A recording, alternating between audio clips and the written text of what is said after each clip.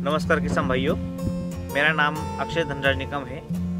मैं eight post दाभाड़ी, taluka Malegaon, जिला नासिक, महाराष्ट्र में रहता हूँ। इस साल ज़्यादा बारिश होने के कारण हमारे क्रॉप जो है अंगूर का वो फैल गया। हमने सोचा इसको सब खाद, सब लिक्विड, सब फर्टिलाइजर अप्लाई किए। तो इसी ज़मीन में हमने अंगूर के बगीचे में टमाटर की मल्टी क्रॉपिंग की है।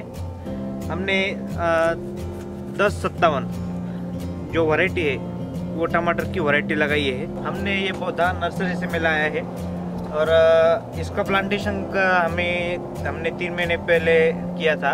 3 महीने के बाद इसका जो यील्ड है वो आना शुरू हो जाता है।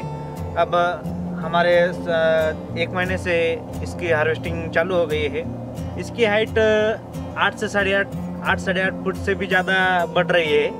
ये जो पौधा है ये सनलाइट इसको चाहिए होता है, इसलिए इसकी हाइट बढ़ती जा रही है। और जितनी हाइट बढ़ेंगी उतना उसको नीचे से ऊपर तक टमाटर लगेंगे। वो टमाटर, आप इस टमाटर की साइज देखिए। ये टमाटर बहुत अच्छा है, एक्सपोर्ट क्वालिटी का है। इसको हम सूरत, मालेगांव कहीं भी भेज सकते हैं। इसका भाव अच्छा मिल रहा है। अभी 250 या 300 इसका भाव चल रहा है।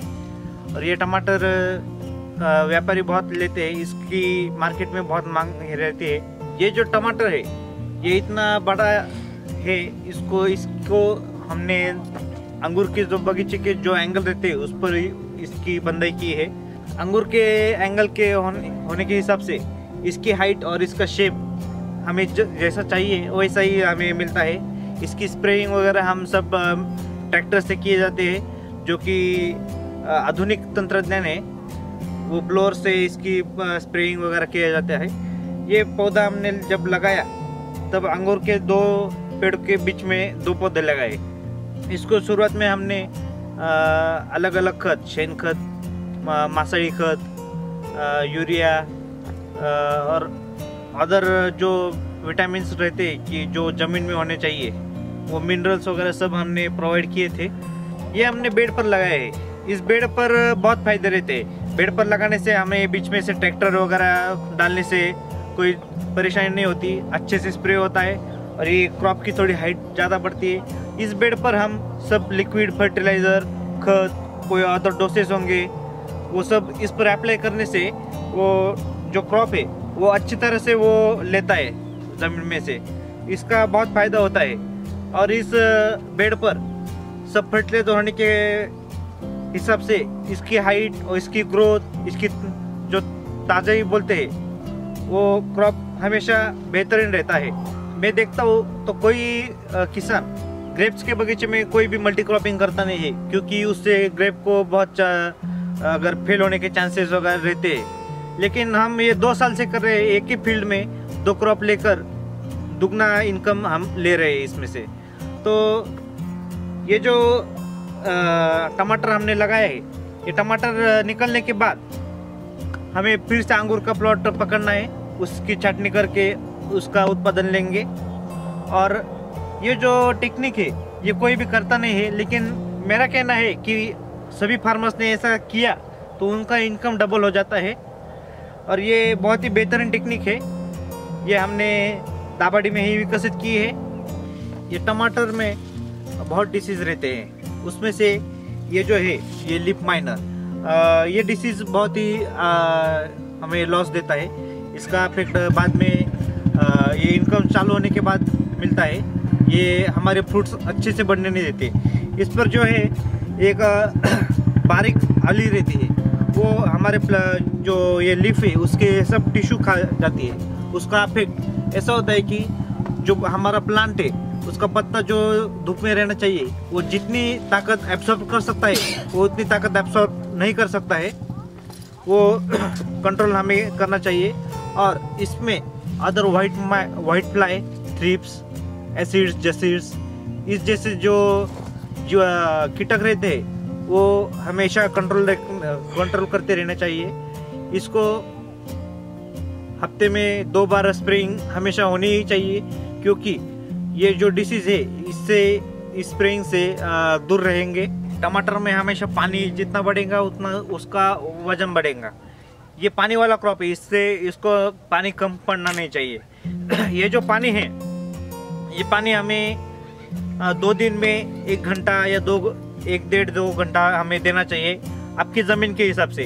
हमें हमारी काली मिट्टी है, काली मिट्टी में वाटर होल्डिंग कैपेसिटी ज़्यादा रहती है, पानी वो पकड़ के रखती है, इसलिए हमने काली ज़मीन में रखा ये प्लांट लगाया है। काली ज़मीन में 1 से 1.5 घंटा सफिशिएंट है, इतना पानी उसको मिलना चाहिए 2 दिन में एक बार। ग्रेप्स के बगीचे में 1 एकड़ को 4000 प्लांट लगने चाहिए। हमने ये पूरा बगीचा है 2 एकड़ का है, इसमें हमने 8000 प्लांट लगा दिए हैं। टमाटर की साइज जो है, ये इतनी टमाटर की साइज सफिशिएंट रहती है।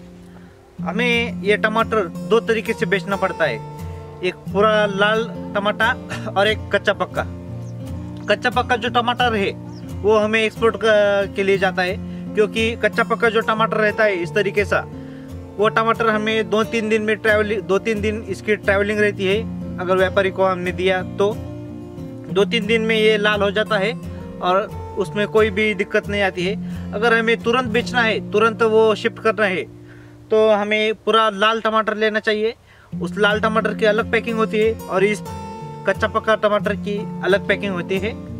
ये जो प्लांट है, ये हम जब लगाते हैं हर स्टेज में अलग अलग लिक्विड डोसेस इसको दिए जाते हैं। शुरू में इसको 19-19-19 दिया जाता है और 0-12-61 दिया जाता है।